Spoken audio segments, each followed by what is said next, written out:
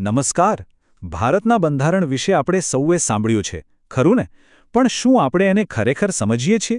એની પાછળની કહાણી, એની તાકાત. ચાલો આજે આ વિશાળ દસ્તાવેજને એકદમ સરળ રીતે સમજીએ, કેટલાક મુખ્ય સવાલોના જવાબ સાથે. તો ચાલો સીધા મુદ્દા પર જ આવીએ. આપણા બંધારણ વિશે ઘણી વાતો આપણે સાંભળતા હોઈએ છીએ, પણ અમુક તથ્યો એવા છે જે કદાચ તમને પણ નવાઈ પમાડી દે. જોઈએ આમાંથી કેટલી વાતો આપણે જાણીએ છીએ. આપણી આખી ચર્ચાને સરળ બનાવવા માટે આપણે એને 4 ભાગમાં જોઈશું. પહેલા, બંધારણ બન્યું કેવી રીતે અને કોણે બનાવ્યું. બીજું, એની અસલી ઓળખ શું છે. ત્રીજું, આપણા દેશની શાસન વ્યવસ્થા કેવી રીતે ચાલે છે. અને છેલ્લે, આપણા સૌના અધિકારો અને ફરજો શું છે. જુઓ, દરેક મહાન વસ્તુ પાછળ એક કહાણી હોય છે, અને આપણા બંધારણની કહાણી તો ખરેખર અદ્ભુત છે. તો ચાલો આપણે એ સફર પર નીકળીએ અને જાણીએ કે આ ઐતિહાસિક દસ્તાવેજ બન્યો કેવી રીતે અને કોણ હતા એના ઘડવૈયા. આ સવાલ ભલે સામાન્ય લાગે, પણ એનો જવાબ એ ખરેખર અસાધારણ છે. જરા વિચારો તો ખરા. કરોડો લોકો, સેંકડો ભાષાઓ અને અસંખ્ય સંસ્કૃતિઓ. આટલી બધી વિવિધતાવાળા દેશ માટે એક બંધારણ બનાવવું કેટલો સમય લાગ્યો છે? શું લાગે છે? પૂરા 2 વર્ષ, 11 મહિના અને 18 દિવસ, લગભગ 3 વર્ષ. અને સમજો, આ ખાલી દિવસો નથી ગણવાના. આ એ સમય છે જેમાં દરેક એક કલમ પર, દરેક શબ્દ પર લાંબી લાંબી ચર્ચાઓ થઈ, દલીલો થઈ, અને પછી જઈને કોઈ નિર્ણય લેવાયો.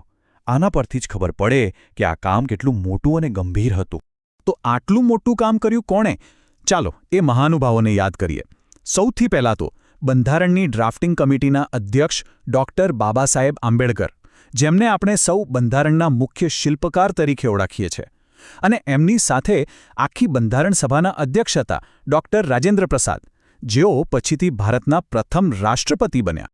હવે 2 તારીખો છે જે ખૂબ જ મહત્વની છે, અને એમાં કન્ફ્યુઝન ના થવું જોઈએ. પહેલી, 26 નવેમ્બર 1949. આ દિવસે આપણું બંધારણ બનીને તૈયાર થઈ ગયું અને એને અપનાવવામાં આવ્યું. એટલે જ આપણે એને બંધારણ દિવસ તરીકે ઉજવીએ છીએ.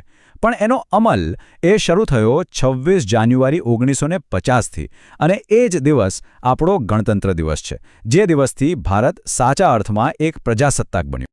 સારું, તો બંધારણ કેવી રીતે બન્યું એ તો આપણે જોયું, પણ હવે એના હૃદયમાં ઉતરીએ.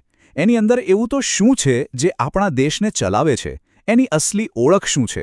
ચાલો જાણીએ. તમને જાણીને નવાઈ લાગશે, પણ આપણું બંધારણ એ દુનિયાનું સૌથી લાંબુ લખાયેલું બંધારણ છે. પણ આવું કેમ? કારણ બહુ સીધું છે. ભારત જેટલો મોટો અને વિવિધતાથી ભરેલો દેશ બીજો કોઈ નથી. એટલે જ આપણા બંધારણના ઘડવૈયાઓએ દરેક નાની નાની વાત, પછી એ કેન્દ્ર રાજ્યના સંબંધો હોય કે સામાન્ય નાગરિકના હક, એ બધું જ સ્પષ્ટપણે લખવું જરૂરી સમજ્યું. દરેક પુસ્તકનું એક પહેલું પાનું હોય છે જે આખી વાતનો સાર કહી દે. આપણા બંધારણ માટે એ પાનું છે એનું આમુખ, એટલે કે પ્રિએમ્બલ. એમાં લખ્યું છે કે આપણે કેવો દેશ બનાવવા માંગીએ છીએ. એક એવો દેશ જ્યાં બધાને ન્યાય, સ્વતંત્રતા અને સમાનતા મળે. એટલે જ આમુખને બંધારણનો આત્મા કહેવામાં આવે છે. અને હા, એક બહુ જ રસપ્રદ વાત, આપણું બંધારણ કોઈ પથ્થરની લકીર નથી. એ એક જીવંત દસ્તાવેજ છે. મતલબ કે સમય અને જરૂરિયાત પ્રમાણે એમાં ફેરફાર થઈ શકે છે. જેમ કે 1976માં 42માં સુધારાથી આમુખમાં સમાજવાદી અને પંથનિરપેક્ષ જેવા શબ્દો ઉમેરવામાં આવ્યા. આ બતાવે છે કે આપણું બંધારણ સમય સાથે કદમ મિલાવીને ચાલે છે. આપણા બંધારણની એક ખાસિયત એ પણ છે કે એ બનાવવા માટે દુનિયાભરમાંથી પ્રેરણાઓ લેવામાં આવી હતી. આપણા ઘડવૈયાઓએ દુનિયાના અલગ અલગ બંધારણોનો અભ્યાસ કર્યો અને જે સારું લાગ્યું એ બધું અપનાવ્યું.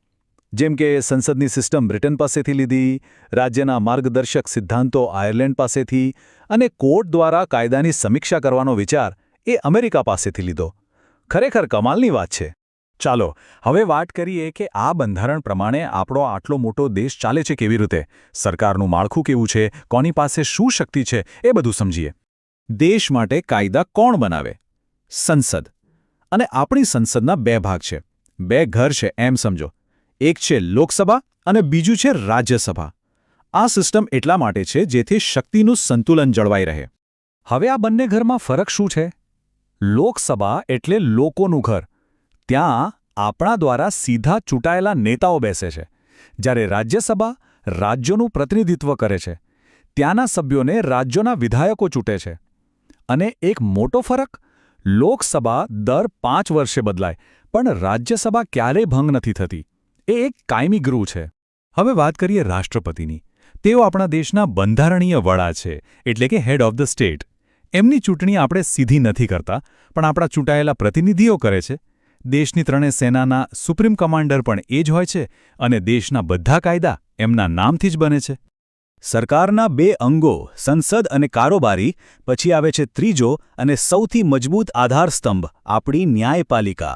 અને એમાં સૌથી ઉપર છે સુપ્રીમ કોર્ટ. એનું કામ ખાલી કેસના ચુકાદા આપવાનું નથી, પણ આપણા બંધારણની રક્ષા કરવાનું પણ છે. બંધારણનો અસલી મતલબ શું છે એ નક્કી કરવાનો છેલ્લો અધિકાર સુપ્રીમ કોર્ટ પાસે જ છે. ઓકે, તો દેશ કેવી રીતે ચાલે છે એ તો સમજ્યા, પણ હવે સૌથી અગત્યની વાત. આપણા માટે શું, એક નાગરિક તરીકે આ બંધારણ આપણને શું આપે છે અને બદલામાં આપણી પાસે શું અપેક્ષા રાખે છે? બંધારણનો ભાગ 3, એને દરેક ભારતીય નાગરિક માટેનું એક સુરક્ષા કવચ કહી શકાય. એ આપણને કેટલાક એવા મૂળભૂત હક આપે છે જે એટલા પાવરફુલ છે કે કોઈ સરકાર પણ એને આપણી પાસેથી આસાનીથી છીનવી ન શકે. આ આપણા સન્માન સાથે જીવવા માટે જરૂરી છે. તો કેટલા છે આ મૂળભૂત અધિકારો? કુલ 6. જેમાં સમાનતાનો અધિકાર છે, એટલે કે કાયદાની નજરમાં સૌ સમાન. બોલવાની આઝાદીનો અધિકાર છે. શોષણ સામે રક્ષણ મેળવવાનો અધિકાર છે. એમ જીવનના દરેક મહત્વના પાસાને આવરી લેવાયા છે. અને સૌથી મોટી વાત શું છે ખબર છે? આ હક ખાલી કાગળ પર નથી લખ્યા. જો કોઈના પણ મૂળભૂત અધિકારનું ઉલ્લંઘન થાય તો એ વ્યક્તિ સીધી હાઈકોર્ટ કે સુપ્રીમ કોર્ટમાં જઈ શકે છે. એટલા માટે જ આપણી કોર્ટને આ અધિકારોની રક્ષક એટલે કે ગાર્ડિયન કહેવાય છે. જ્યાં અધિકાર હોય ત્યાં ફરજ પણ હોય છે, ખરું ને? તો બંધારણ આપણને મૂળભૂત ફરજો પણ યાદ અપાવે છે. કુલ 11 ફરજો છે. ફરક એટલો જ છે કે અધિકારો માટે આપણે કોર્ટમાં જઈ શકીએ, જ્યારે ફરજો આપણી નૈતિક જવાબદારી છે. દેશ માટે, સમાજ માટે આપણે શું કરવું જોઈએ એની યાદી છે. તો આ બધી વાત પરથી એક વાત તો સ્પષ્ટ છે. ભારતનું બંધારણ માત્ર એક કાયદાનું પુસ્તક નથી. એનાથી ઘણું વધારે છે. એ તો આપણા દેશનો આત્મા છે. એ આપણા આદર્શો છે, આપણા મૂલ્યો છે. એ સપનું છે જે આપણા સ્વાતંત્ર્ય સેનાનીઓએ એક એવા ભારત માટે જોયું હતું જ્યાં બધા સમાન હોય અને બધાને ન્યાય મળે. અને અંતે એક સવાલ આપણી સૌ માટે. બંધારણને 70 વર્ષથી વધુ થઈ ગયા. તો આજના સમયમાં એના કયા આદર્શો, સમાનતા, સ્વતંત્રતા, બંધુત્વ આપણને સૌથી વધુ મહત્વના લાગે છે? આના પર વિચારવા જેવું છે. આભાર.